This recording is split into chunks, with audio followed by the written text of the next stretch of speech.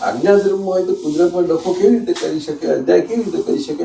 કુદરતમાં અન્યાય નથી કરતો, એ પોતાને પોતાનો અન્યાય થયો છે સમજાતું નથી એને, અને એમ જ છે કે આ બીજા બધા અન્યાય કરે છે. અને એ કોને કરે? કુદરતનો અન્યાય કરે કે બીજાનો કરે? સીધી વાત છે. અને પોતે પોતાનો અન્યાય કર્યો કુદરતનું ગયા કરે ખરો, કારણ કે કુદરત એને ચલાવે છે, એનું જેવું લઈને આવ્યું છે એવી રીતે જ એને ચલાવે છે. એમાં કુદરત ક્યાં અન્યાય કર્યો હોય? તો એ કુદરતનો અન્યાય અત્યારે આજ્ઞાધર્મ હોય તો શું થઈ ગયું? આજ્ઞાધર્મ હોય તો બરસ થઈ ગયું કમ્પ્લીટ, કશું એને રહ્યું જ નહીં. ખરું જીવન જ ચાલુ થાય છે.